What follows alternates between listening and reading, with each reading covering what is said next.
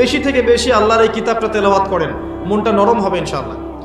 বেশি থেকে বেশি আল্লাহর জিকির করেন, মন নরম হবে ইনশাআল্লাহ।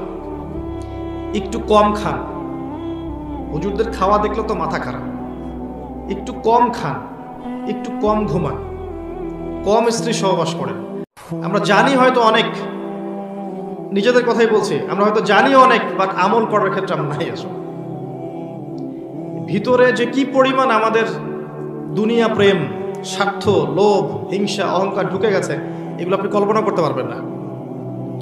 আমার মতো অনেক বক্তা যারা এখন বক্তব্য করে বেড়াচ্ছে, আমাদের কলিজাগুলো যদি আল্লাহ পাক খুলে বের করে জনগণের সামনে দেখাতেন, তাহলে দুর্গন্ধে আমার বক্তব্য শুনতে আসতেন না আপনারা। আমার মতো আমি নিজেকে এক্সাম্পল দিচ্ছি, আমি তো নিজেকে বুঝি, মানুষকে বোঝার তো দরকার নাই।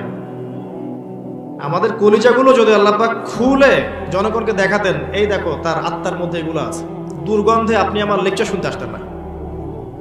ভিতরে এত দুনিয়া প্রেম আছে, এত টাকার মোহ আছে, খ্যাতির মোহ আছে, পোস্টারে একটা নাম তুলতে হবে, মানুষ আমার সাথে সেলফি তুলবে, হ্যাঁ, কত চাওয়া আমাদের। হিসেবে একটু গন্ডগোল হলে স্টেজে উঠবো না, ক্যান্সেল, অনেক ব্যাপার আছে। আমি সব বলতে চাচ্ছি না, হয়তো শুনতে ভালো লাগবে না অনেকের, তবে আমি খুব ব্যথিত এই অবস্থাগুলো দেখে, যে এই হয়তোবা এই কারণেই, আমাদের হুলুসিয়াত না থাকার কারণেই হয়তোবা আমাদের হাতে কোরআন সুন্নাহ থাকার পরেও আমরা কোরআন সুন্নাহকে দিয়ে বিশ্বকে চ্যালেঞ্জ করতে পারিনি আজ পর্যন্ত, হুলুসিয়াতের অভাবে।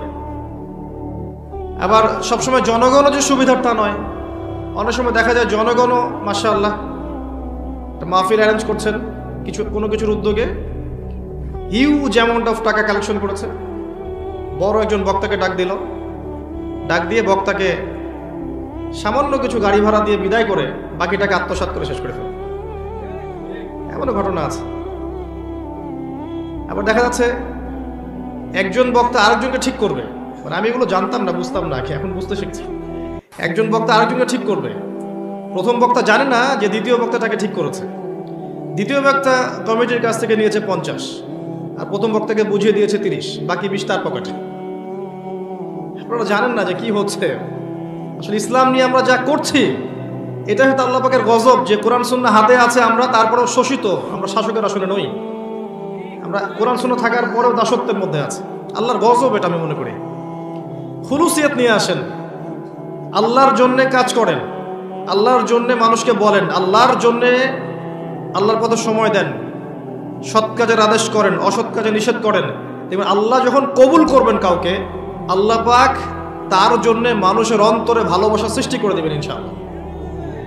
দুনিয়ার স্বার্থের জন্য নয়, পলিটিক্যাল পাওয়ার অ্যাচিভ করার জন্য নয়, বড় ধর্মীয় নেতা হব, আমার পিছনে সবাই হাত পাখা দিয়ে বাতাস করবে, এই ধরনের লৌকিকতার জন্য নয়, আল্লাহর জন্য কাজ করেন, আল্লাহ আপনাকে বড় করে দেবেন ইনশাআল্লাহ।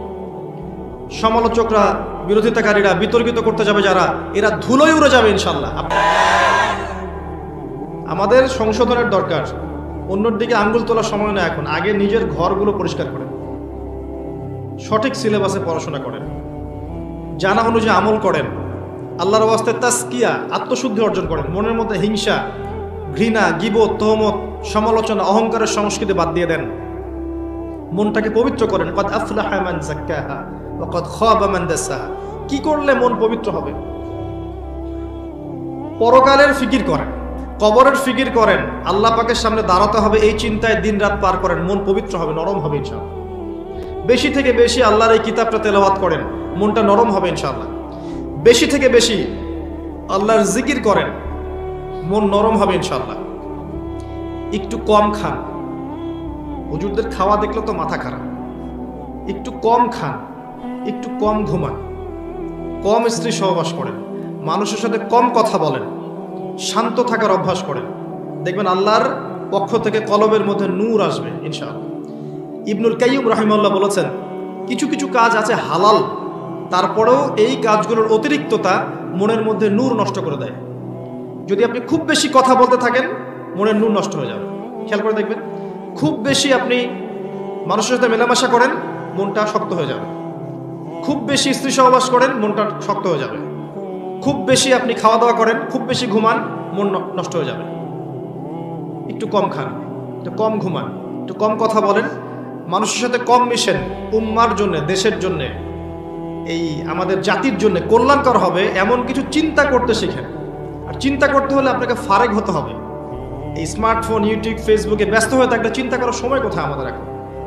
ঢাকার লাইফ দেখেন না, সকাল থেকে রাত পর্যন্ত খালি ছোটা আর ছোটা, ছোটা আর ছোটা। একটা সেকেন্ড সময় নাই চিন্তা করার যে আমি কোথায় ছুটছি, আমি আসলে ছুটছি কিসের পিছনে, এটা চিন্তা করার সময়টুকু রাখা হয় নাই। সকাল থেকে রাত পর্যন্ত ছুটছেন আর ছুটছেন, ছুটছেন আর ছুটছেন। মাঝে মাঝে ফ্লাইওভার উপরে উঠবেন, উঠে দাঁড়ায় দেখবেন মানুষের ছোটাছুটি। মানুষ আসলে জানেও না মানুষ কার পিছনে ছুটছে। আর আলটিমেট রেজাল্টটা কি? আলটিমেট রেজাল্ট হচ্ছে মৌত, মৃত্যু অপেক্ষা করছে সামনে। ছুটছে ছুটছে ছুটছে, মৌত, মালাকুল মৌত অপেক্ষা করছে, শেষ, দি এন্ড। আর মৌতের সবচেয়ে ভয়াবহ বিষয়টা হচ্ছে যে মৃত্যুর পর আর ফিরে আসার সুযোগ নাই।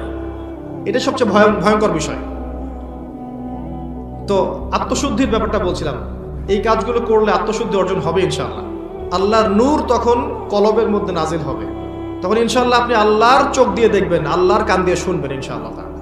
তখন আপনি এমন কিছু দেখবেন, এমন কিছু শুনবেন যেটা 8-10 জন শুনছে না এবং দেখতে পারছে না। একটা আয়াত খালি বলবো এখানে। আল্লাহ পাক সূরাতুল আ'রাফ এর 179 নম্বর আয়াতে বলেছেন, আউযু বিল্লাহি মিনাশ শাইতানির রাজীম, ওয়া লাকাদ, listen to me very carefully, ওয়া লাকাদ যারা'না লিজাহান্নামা কাসীরাম মিনাল জিন্নি ওয়াল ইনস। আমি প্রচুর সংখ্যক মানুষ এবং জিনকে জাহান্নামের জন্য সৃষ্টি করেছি। কত সংখ্যক? প্রত্যেক 1000-এ 999 জন মানুষ জাহান্নামে যাবে। সহিহ বুখারীর হাদিস 4 বার এসেছে, প্রত্যেক 1000-এ 999 জন মানুষ জাহান্নামে যাবে। এবং জাহান্নাম উদ্বোধন করা হবে যে 3 জন মানুষকে দিয়ে, তার মধ্যে একজন আছে আলেম, একজন আছে শহীদ, একজন আছে দানবীর। তোমাকে পৃথিবীতে সম্পদ দিয়েছিলাম, স্ত্রী দিয়েছিলাম, খ্যাতি দিয়েছিলাম, নিয়ামত দিয়েছিলাম, কি করেছো? আল্লাহ, অনেক বড় আলেম হয়েছিলাম, কারি হয়েছিলাম, হাফেজ হয়েছিলাম, বক্তা হয়েছিলাম, তোমার দিনের বড় খেদমত করেছি। আল্লাহ বলবেন, কাযিবত, মিথ্যা কথা বলছো। তুমি এই কারণে এগুলো করেছিলে যাতে মানুষ তোমাকে বড় বক্তা বলে, বড় আলেম বলে, বড় হাফেজ, বড় কারি বলে। যাও জাহান্নামে, তাকে জাহান্নামে নিয়ে যাওয়া হবে। আবার জাহান্নামে এক শ্রেণীর আলেম ঘুরতেও থাকবে, বক্তা ঘুরতেও থাকবে, এবং তাদের যে নাড়ি ভুঁড়ি আছে, এই নাড়ি ভুঁড়িটা বের হয়ে যাবে, নাউযুবিল্লাহ। নাড়ি ভুঁড়ির চারদিকে ঘুরতে থাকবে। জনগণ এসে বলবে, অন্য জাহান্নামীর এসে বলবে, আলাস্তা কুনতা তা'মুরুনা বিল মা'রুফ ওয়া তানহাউনা আনিল মুনকার। তুমি পৃথিবীতে মানুষকে খুব ভালো ভালো কথা বলতে, সৎ কাজের আদেশ করতে, অসৎ কাজে নিষেধ করতে, তোমার এই অবস্থা কেন? সে বলবে, কুনতু আমুরু বিল মা'রুফ, আমি সৎ কাজের আদেশ করতাম ঠিকই, কিন্তু আমি সেটা নিজেই করতাম না। এবং আমি অসৎ কাজে নিষেধ করতাম ঠিকই, আমি নিজেই সেই কাজটা আবার করতাম।